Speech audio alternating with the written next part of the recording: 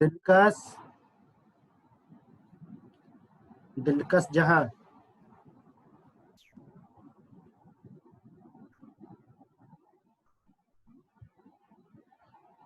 Okay चलो start करते हैं। आज हम लोग सबसे पहले पढ़ेंगे ओलिगोमेनोरिया।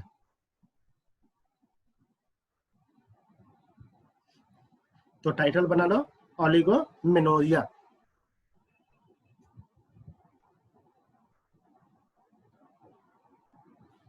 ठीक है, मेरी आवाज आ रही है ना? जी सर। तो आज हम लोग पढ़ने जा रहे हैं ओलिगोमेनोरिया। तो ओलिगोमेनोरिया बेसिकली क्या होता है? अगर ओलिग के मींस क्या करूं, अगर ओलिग के मींस देखा जाए एग्जैक्टली इंग्लिश के मानी, इंग्लिश वर्ड ओलिग जो होता है उसके मींस देखा जाए तो ओलिग के मानी कम के होते हैं। ठीक है, तो यहाँ पे ओलिगोमेनोरिया यानी मेंस्ट्रुएशन में कमी। तो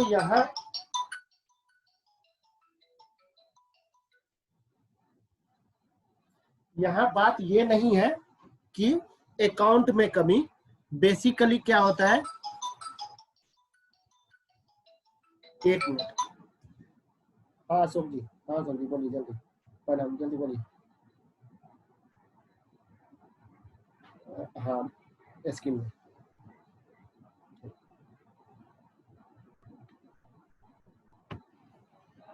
तो यहाँ मुराद ये नहीं है कि क्वांटिटी कितनी आ रही है, मुराद यहाँ ये है कि ड्यूरेशन, कितने दिन पे मेंस्ट्रुएशन आ रहा है। तो oligomenorrhoea is the menstrual bleeding occurring in more than 35 days. Menstrual bleeding occurring in more than 35 days is called oligomenoria, which constant at the frequency, यानी ऐसी फीमेल्स में जिसमें लगातार उसका मेंस्ट्रुएशन 35 दिन के बाद ही आता है, वो चाहे वो 36 दिन हो, 37 दिन हो, 40 दिन हो या 2 महीने पे हो। तो वैसी सूरत को हम ओलिगोमेनोरिया कहते हैं। लिख लीजिए definition. Menstrual bleeding occur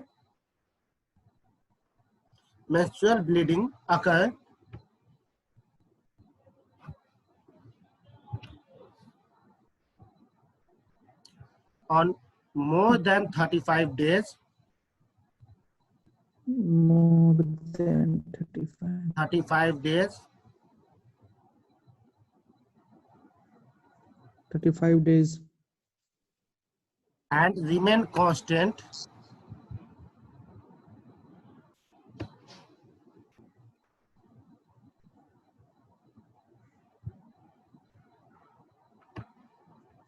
ji and remain constant at that frequency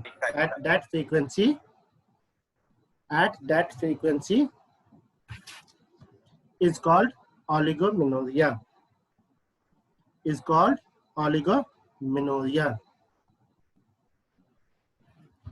ठीक है।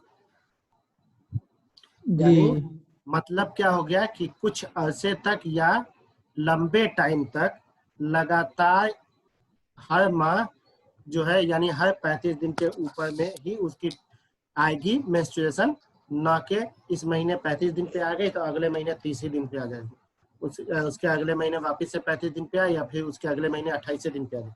ऐसा नहीं, रेगुलरली कुछ अरसे तक या लॉन्ग टर्म तक इसका मेंस्ट्रुएशन मोर देन 35 डेज पे ही कुछ आएगा। अरसे में कितना दिन?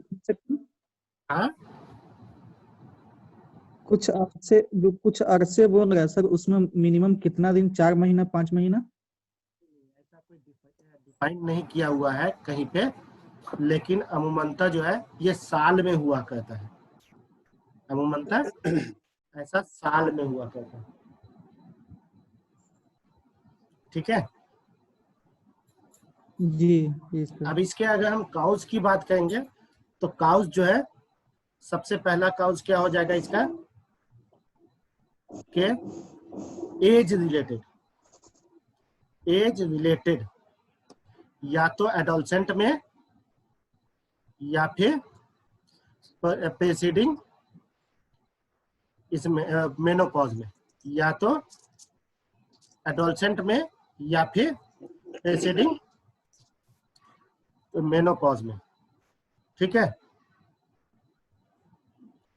तो पहला काउज क्या हो जाएगा, एज रिलेटेड जो कि एडोलसेंट और प्रेसिडिंग मेनोपॉज।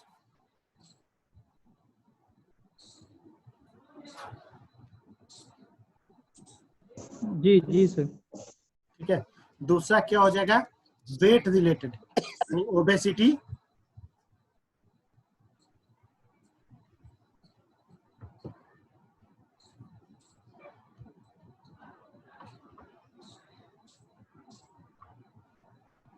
ओबेसिटी।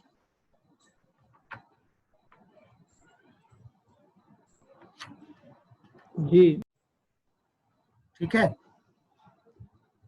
तीसरा काउज क्या हो जाएगा, stress and exercise related, stress and exercise related, यानी डिप्रेशन,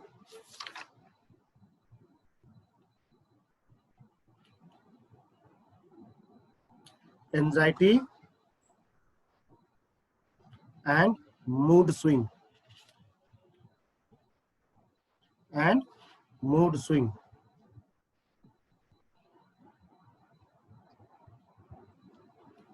ठीक है, जी चौथा क्या काउज हो जाएगा, endocrine disorders, endocrine disorders.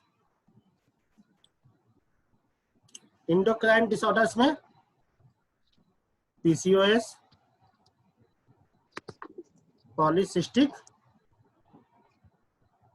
Ovarian syndrome, PCOS या पीसीओडी जो कि कॉमनेस्ट है। सेकंड क्या हो जाएगा, हाइपरप्रोलैक्टिनेमिया, हाइपरप्रोलैक्टिनेमिया, हाइपरप्रोलैक्टिनेमिया। और क्या हो जाएगा, हाइपरथायराइडिज्म, हाइपोथायराइडिज्म, हाइपोथायराइडिज्म।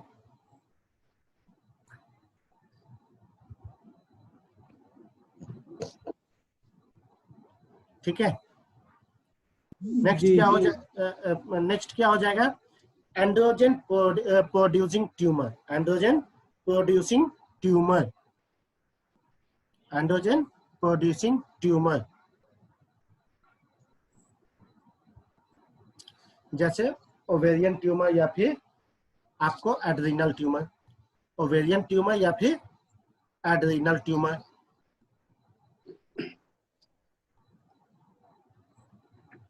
वहीं फिर नेक्स्ट क्या हो जाएगा, ट्यूबरकुलर इंडोमेट्रियोसिस, ट्यूबरकुलर इंडोमेट्रियोसिस, ट्यूबरकुलर इंडोमेट्रियोसिस या इंडोमेट्राइटिस, ट्यूबरकुलर इंडोमेट्रियोसिस या ट्यूबरकुलर इंडोमेट्राइटिस।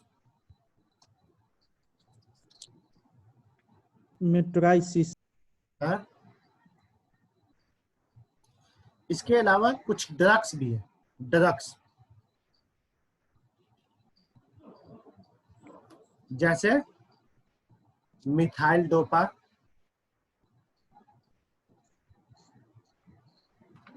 मिथाइल डोपा, सीमेटिडीन, सीमेटिडीन, क्या सर? सीमेटिडीन, CIMETIDINE, CIMETIDINE, सीमेटिडीन। जी इसके ये अलावा ड्रग्स जो है ये याजाइन, इंडोक्राइन से हटके तीसरा, ये चौथा नंबर है ना सर? इंडोक्राइन नहीं, इसके बाद तो फिर दो और हो गया, एंड्रोजन प्रोड्यूसिंग ट्यूमर और फिर उसके बाद ट्यूबरकुलर इंडोमेट्राइटिस। अब लास्ट जो है वो ड्रग्स। जी जी जी तो इसमें क्या क्या हो गया, cimetidine, methyldopa and phenothiazine. Phenothiazines, PHENO ZINES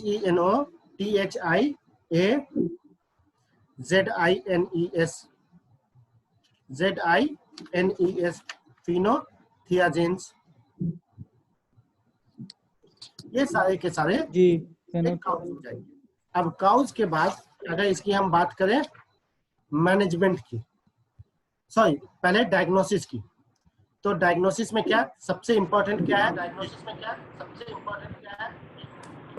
सबसे इंपॉर्टेंट क्या हो जाएगा? हिस्ट्री। इंपॉर्टेंट क्या हो जाएगा? हिस्ट्री में हमें मेनली साइकिल लेंथ का हिस्ट्री लेना, मेन जो लेना है हमें पहला वो साइकिल लेंथ का लेना है। If it is more than 35 days, so you can say there is the oligomenorrhea. If it is more than 35 days, you can say it is oligomenorrhea. मैंने हिस्ट्री टेकिंग में बताया था कि नॉर्मली तो moon month cycle होता है, normally जो है जब मेंस्ट्रुअल हिस्ट्री लेंगे तो उसमें मून मंथ साइकिल होता है नॉर्मली, लेकिन ±1 वीक इज द नॉर्मल। तो मून मंथ कितने दिनों का होता है? 28 डेज का। मून मंथ कितने दिन का होता है? 28 डेज। अब अगर -1 वीक करे तो 21 डेज, +1 वीक इसमें करे तो 35 डेज। सो इसीलिए जब कभी भी मेट्रोजिया होता है तो क्या होता है कि आपको मिलता है कि मेट्रोजिया कहते हैं, मेट्रोजिया में क्या मिलता है कि आपको लेस देन 21 डेज, या सॉरी पॉलीमेनोरिया में लेस देन 21 डेज का साइकिल होना चाहिए। वही ऑलिगोमेनोरिया में क्या होता है कि मोर देन 35 डेज का cycle, length of cycle which is found to be more than 35 days. जी दूसरा मोर देन ये हिस्ट्री लेना है हमको मेनाज का, कि एज ऑफ मेनाज क्या है। एज ऑफ मेनाज से हम अंदाजा लगाएंगे कि ये एडोलसेंट एज में तो नहीं है। Age of menarche plus patient का एज, दोनों चीजें, पेशेंट का age plus age of menarche. अगर पेशेंट का एज जो है आपके लेस देन 18 है, मतलब ये एडोलसेंट एज में है, फिर जो है उसमें ये भी पता करेंगे कि एज ऑफ मेनाज क्या है। अमूमनतः डिलेड प्यूबर्टी ऐसे कंडीशन में हुआ करता है, अमूमनतः डिलेड प्यूबर्टी ऐसे कंडीशन में हुआ करता है। तो एज ऑफ मेनाज का भी पता लगाएंगे, उससे हम डिलेड प्यूबर्टी का को रूल आउट कर सकते हैं। सेकंड चीज, अगर पेशेंट अबव द 35 और 40 है तो फिर हम ये भी सस्पेक्ट कर सकते हैं कि सी इज प्रोसीडिंग मेनोपॉज। तो मेनोपॉज की तरफ भी हम उसके एज से पता कर सकते हैं कि मोर देन 35 या 40 ईयर ऑफ एज है, तो वैसी सूरत में हम प्रोसीडिंग मेनोपॉज का भी हम ध्यान दे सकते हैं। फिर नेक्स्ट क्या, इसके बाद हम उसके बॉडी वेट को देखते हैं। उसके बॉडी वेट का ये कहते हैं BMI। अगर BMI मोर देन 25 है तो वो जो है आपका मरीज ओबेसिटी में आएगा। अब अलग अलग ओबेसिटी के क्लासिफिकेशन है कि 25 to 30 होता है तो ओवरवेट होता है, 30 से 35 होता है तो ग्रेड 1 ओबेसिटी होती है, 35 से 45 होता है तो ग्रेड 2 ओबेसिटी होता है, मोर देन 45 होता है तो फिर मॉर्बिडेंट ओबेसिटी होती है। ओके, यहाँ पे एक क्वेश्चन बनता है कि BMI को कैसे कैलकुलेट करते हैं। Shagufta Parveen Hussain, yes sir. How to calculate BMI? बता दीजिए सर। बता दीजिए। ऐसे मैंने बता रखा है, इसमें से किसी और से पूछता हूँ। दिलकश जहां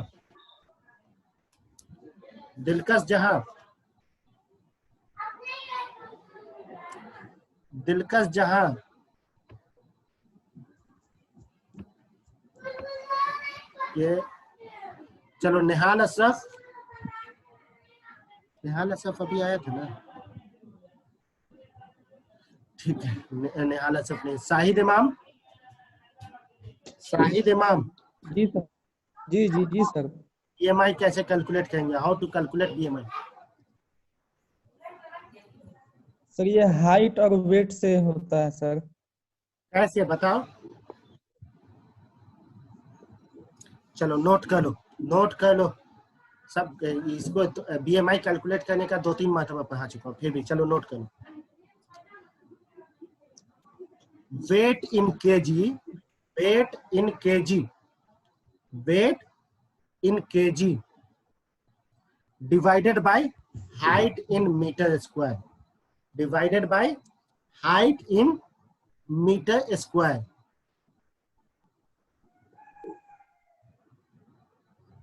height in metre square. Suppose करो किसी का 5 फीट हाइट है, 5 फीट हाइट यानी 60 इंच होता है। 60 इंच का जो अगर मीटर में कन्वर्ट करेंगे तो 1.53 या 54 जो है मीटर होगा, 1.54 मीटर। तो 1.54 मल्टीप्लाइड बाई 1.54, 1.54 मल्टीप्लाइड बाई 1.54, इसको जो है हम मल्टीप्लाई कर लेंगे, जितना वैल्यू आएगा उसके बाद वजन करेंगे। अब वजन करके जितना वैल्यू आएगा हाइट इन मीटर स्क्वायर का, उससे डिवाइड कर देंगे। सपोज कर कोई 80 kg का वजन है और हाइट इन मीटर स्क्वायर आ गया हमारा, यानी कि 5 फीट का बंदा है, तो 1.54 मल्टीप्लाइड बाई 1.54 2.25 आता है। तो 80 kg को हम 2.25 से मल्टीप्लाई कर देंगे। मैं एग्जांपल दिया हूं, मैं कैलकुलेट नहीं किया 1.54 मल्टीप्लाइड बाई 1.54 कितना होगा, बस मैंने एक एग्जांपल दिया है। अगर आप लोग चाहे तो कैलकुलेट कर सकते हैं। ठीक है, अंडरस्टूड? जी जी सर। वैल्यू होता है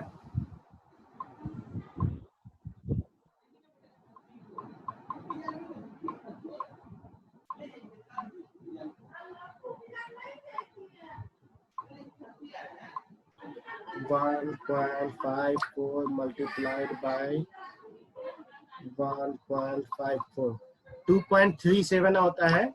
और अगर 80 kg वेट है तो 80 kg डिवाइडेड बाय 2.37 कितना हो जाता है? 5 फीट के बंदे में 80 kg ही वजन, 33.75 बीएमआई हो जाता है, 33.75 बीएमआई हो जाता है। ठीक है, समझ में आ गया सबको? 80 केजी है तो सर? केजी अगर किसी का ये है और वजन है और 5 फीट हाइट है, तो उसका बीएमआई कैलकुलेट करेंगे तो लगभग 33.75 33.75 उसका बीएमआई हो जाएगा।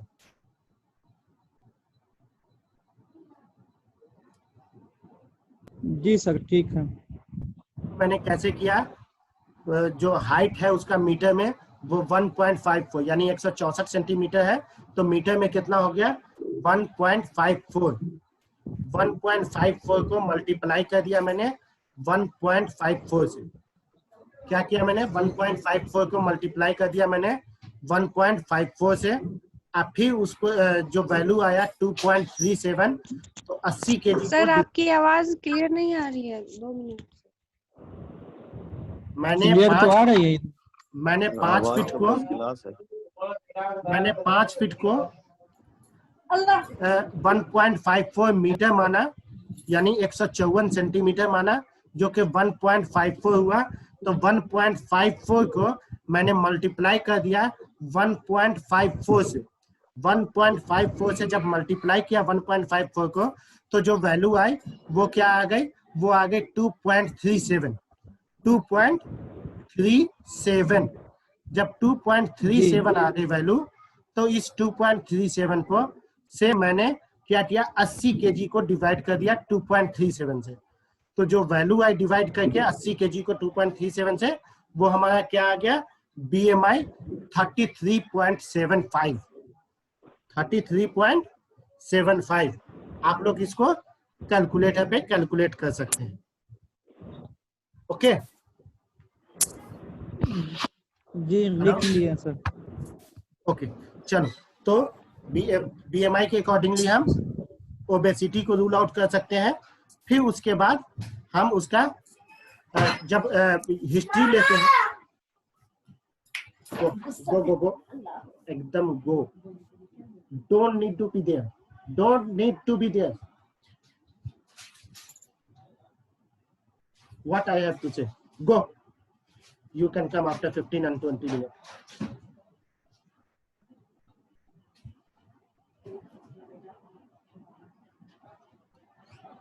ओके सो चलो आगे बढ़ते हैं। तो ये हो गया। इसके अलावा जब हिस्ट्री लेते हैं तो हिस्ट्री में ही हम पता करते हैं stress, anxiety and mood swing का फैक्टर पता करते हैं। हिस्ट्री में ही हम पता करते हैं स्ट्रेस, एंजाइटी और मूड स्विंग का पता करते हैं। ठीक है, तो ये हो गया। इसके बाद हम इंडोक्राइन डिसऑर्डर पता करते हैं, अल्ट्रासाउंड करवाते हैं। अल्ट्रासोनोग्राफी में हम PCOS का पता करते हैं कि पॉलीसिस्टिक ओवरीज है कि नहीं बायलैटरल, पॉलीसिस्टिक ओवरीज है कि नहीं बायलैटरल, या फिर कोई ओवेरियन ट्यूमर तो नहीं है, या कोई एड्रीनल ट्यूमर तो नहीं है। इसके लिए हम ये अल्ट्रासोनोग्राफी करवाते हैं। इसके लिए हम अल्ट्रासोनोग्राफी करवाते हैं। फिर उसके बाद हम सीरम प्रोलैक्टिन करवाते हैं। हाइपरप्रोलैक्टिनेमिया को रूल आउट करने के लिए सीरम प्रोलैक्टिन करवाते हैं, और अगर ये बढ़ा हुआ मिलता है मतलब ये इंडिकेट करता है कि इसको हाइपरप्रोलैक्टिनेमिया है, हाइपरप्रोलैक्टिनेमिया है। उसके बाद फिर हम जो है क्या करते हैं कि अगर T3, T4, TSH करवाते हैं, थायराइड फंक्शन टेस्ट करवाते हैं। थायराइड फंक्शन टेस्ट में हम रूल आउट करते हैं कि इसको हाइपोथायराइडिज्म या हाइपरथायराइडिज्म तो नहीं है, हाइपोथायराइडिज्म या हाइपरथायराइडिज्म तो नहीं है। इसके अलावा हम क्या करते हैं कि अगर मुझे शक हो रहा है ऐसा कि ट्यूबरकुलोसिस हो सकता है, ट्यूबरकुलर एंडोमेट्रियोसिस हो सकता है, या एंडोमेट्राइटिस हो सकता है, तो वैसी सूरत में इंडोमेट्रियम का PCR फॉर TB करवाते हैं। इंडोमेट्रियम का PCR फॉर TB करवाते हैं। इंडोमेट्रियम का PCR फॉर ट्यूबरकुलोसिस करवाते हैं, या फिर TB गोल्ड करवाते हैं, या फिर TB गोल्ड करवाते हैं।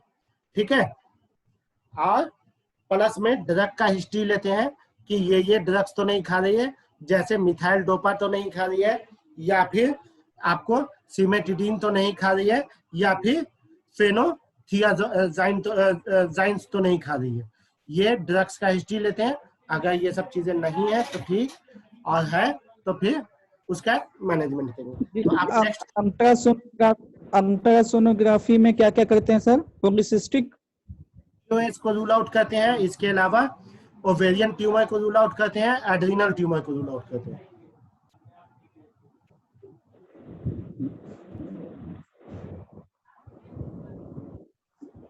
जी सर। अब बात करते हैं मैनेजमेंट की। मैनेजमेंट और सीरा ये PCR वाला सर समझ नहीं आया। इंडोमेट्रियम का इंडोमेट्रियम लेकर के और का सैंपल लेकर के और उसका PCR फॉर ट्यूबरकुलोसिस करवाते हैं। PCR फॉर ट्यूबरकुलोसिस करवाते हैं।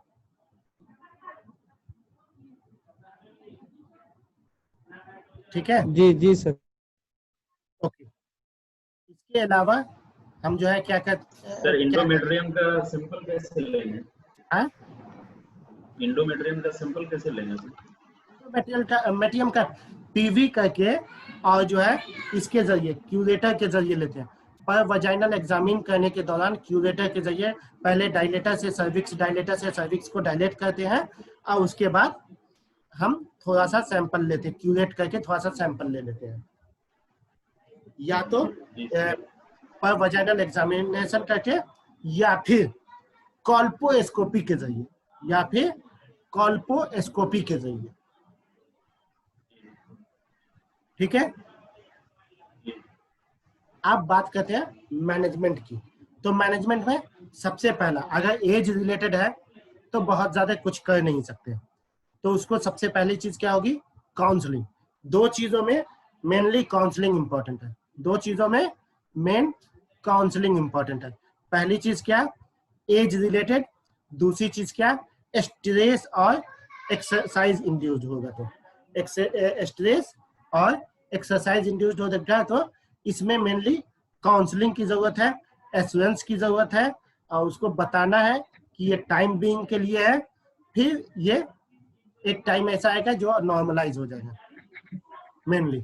तो वैसी सूरत में एक काउंसलिंग करेंगे। दूसरी चीज कि अगर एनीमिया इसमें साथ में काउज बनता है तो वैसी सूरत में आयरन सप्लीमेंट देंगे एंड कैल्शियम देंगे, आयरन सप्लीमेंट एंड कैल्शियम देंगे। थर्ड, अगर वेट काउज है, हाँ अगर मेनोपॉज है, एज रिलेटेड वाले में काउज प्रोसीडिंग मेनोपॉज है, तो वैसोमोटर सिम्टम को देखते हैं। तो फिर वैसोमोटर सिम्टम को देखते हैं और उसका ट्रीटमेंट देते हैं, जो कि मैं पहले ही बता चुका हूं मेनोपॉज में, वैसोमोटर सिम्टम में, कि non hormonal therapy, hormonal therapy, सारा कुछ मैं बता चुका हूं। ठीक है,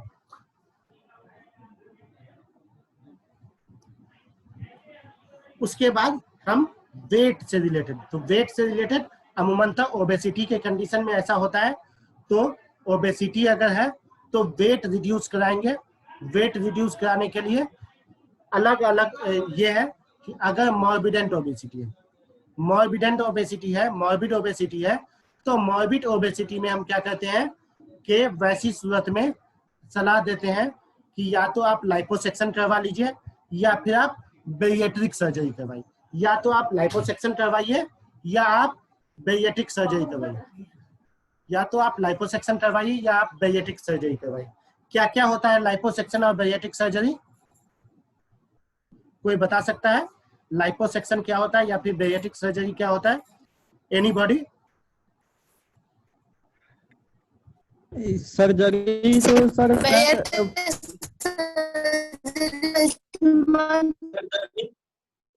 सर बेरियाट्रिक सर्जरी में स्टमक के कर्वेचर को हम स्टमक को काट के निकालते हैं, कर्वेचर को छोटा कर, बेटा कर्वेचर को, ओके। और लाइपोसेक्शन में ये नहीं पता है सर।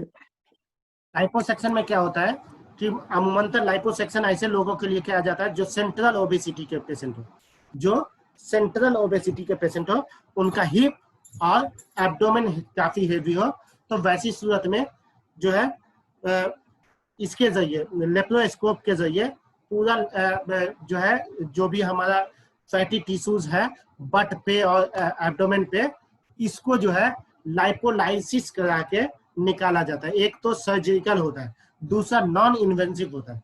नॉन इन्वेंसिव में क्या होता है कि एक अल्ट्रासोनिक मशीन आती है, अल्ट्रासोनिक मशीन आती है, उस अल्ट्रासोनिक मशीन के जरिए लाइपोलाइसिस लिक्विड एक होता है, एक जेल होता है, लाइपोलाइसिस जेल होता है, वो जेल लगा करके उस अल्ट्रासोनिक मशीन से उसको हीट देते हैं, जिससे पूरा जो है वो लोकल फैट पिघल जाता है और पिघल के वो निकल जाता है।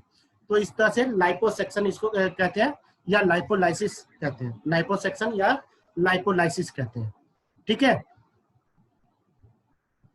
तो वेट जी सर। और अगर मॉर्बिड ओबेसिटी नहीं है तो फिर हम क्या कहते हैं कि diet control, diet and life style modification कहते हैं, LSM, life style modification and diet modification, life style modification and diet modification. Diet में क्या कहते हैं कि high protein low carb diet देते हैं। अमूमन ऐसे लोगों में जिनको वेट रिड्यूस करना है कीटो डाइट यूज करते हैं, कीटो डाइट। अमूमन ऐसे लोगों में जिनको वेट रिड्यूस करना है या तो कीटो डाइट यूज करते हैं या फिर जो है high protein low carb diet, यानी कि उसके खाने से चावल आलू रोटी गेहूं वगैरह का ये हटा देते हैं। अगर रोटी ही खाना है उसको तो मक्के की रोटी खाए, बाजरे की रोटी खाए, लेकिन गेहूं चावल इन सब की रोटी नहीं खा सकता है। दूसरी चीज एग्स ले, लीन मीट ले, एग्स ले, लीन मीट ले, मक्का ले, कॉर्नफ्लेक्स जिस के सूरत में, इसके अलावा हरी पत्तेदार सब्जियां, सलाद, ये सब चीजों से अपना पेट भरे। ठीक है, हेलो। Yes sir. उसके बाद अगर इंडोक्राइन डिसऑर्डर, अगर किसी को इंडोक्राइन डिसऑर्डर है, तो अगर किसी को पीसीओएस है, पीसीओएस की वजह से हो रहा है, तो फिर सबसे फर्स्ट लाइन जो ट्रीटमेंट है पीसीओएस का, वो हमारा मेटफॉर्मिन 500 mg ओडी। क्या सर, फिर से बोलिएगा सर। पीसीओएस के लिए मेटफॉर्मिन 500 mg ओडी, पीसीओएस के लिए metformin 500 mg OD plus camlizophin 0.25 mg OD, camlizophin 0.25 mg OD.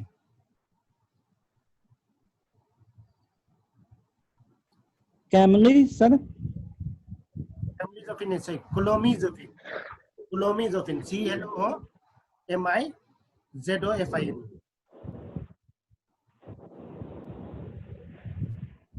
दिलकश जहां आपने हैंड रेज कर रखा है, क्या क्वेश्चन है आपका कोई?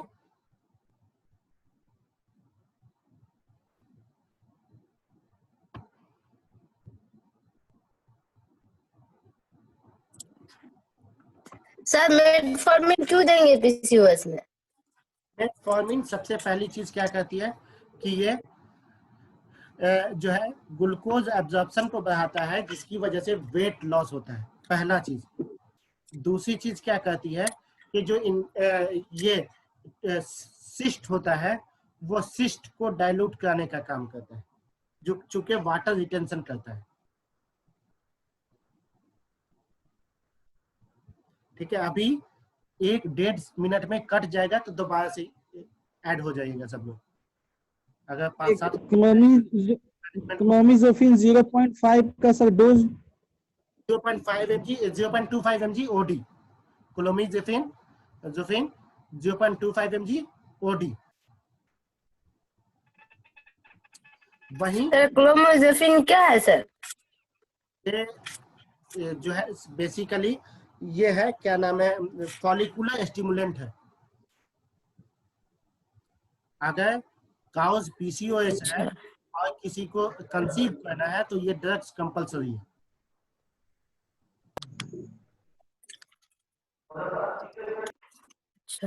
है। चलो आगे बढ़ते हैं। किसी को हाइपरप्रोलैक्टिनेमिया है, तो वैसी सूरत में हम कैबरगोलिन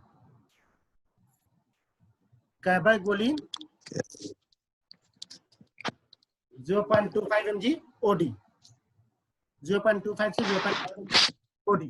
कैबरगोलिन, कौन सा सर, कौन सा? कैबरगोलिन CABERGOLIN, कैबरगोलिन। अगर किसी को हाइपरप्रोलैक्टिनेमिया है, तो वैसी सूरत में कैबरगोलिन CABERGOLINE, कैबरगोलिन 0.25 से 0.5 mg ओडी। 0.2